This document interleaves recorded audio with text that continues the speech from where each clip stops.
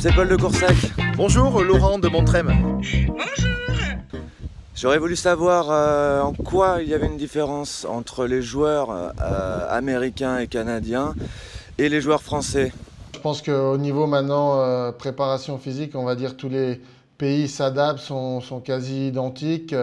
Les modes de préparation ont beaucoup changé dans notre sport, mais les États-Unis, il faut avoir un facteur qui n'est pas négligeable, c'est les dimensions des patinoires qui sont beaucoup plus petites, donc moins de temps, moins d'espace, un jeu un peu plus physique.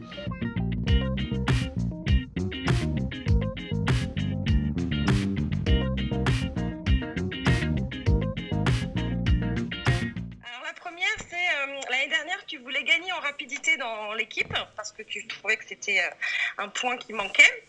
Par rapport à l'équipe que tu as aujourd'hui, tu te situes où par rapport à ton attente? Je pense qu'on est mieux. Je pense qu'il y a des recrues qui ont de la rapidité. Alex Mul, même notre joueur de NHL, Tanner, qui a beaucoup de vitesse. Donc, je pense qu'on est une équipe plus rapide, plus mobile. Je suis satisfait à ce niveau-là.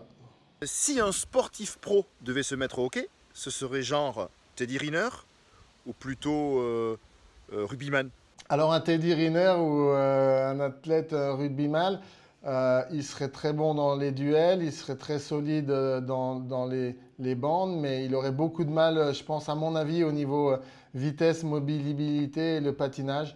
Je pense que c'est ça qui fait la beauté de notre sport, c'est qu'on allie à la fois le physique, mais aussi la vitesse, l'explosivité. Il faut savoir patiner, tous les gestes techniques qu'on doit maîtriser avec le patinage, le maniement de crosse, les passes, plus le physique. Donc, en fait, on ne pourrait pas passer d'un sport à l'autre maintenant parce qu'on aura un manque de technique, de vitesse, quoi. Que si vous commencez tard, c'est très compliqué parce qu'il faut d'abord avoir l'apprentissage des patinages et de la glisse.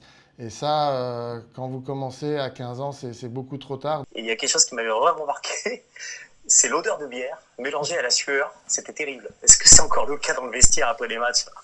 On va dire que ça se professionnalise de plus en plus. L'odeur d'équipement et de vestiaire, elle sera toujours là. Ça, c'est indéniable dans notre sport. Et puis la bière est autorisée seulement pour de temps en temps, suivant si on n'a pas de match après ou des anniversaires, mais de plus en plus rarement.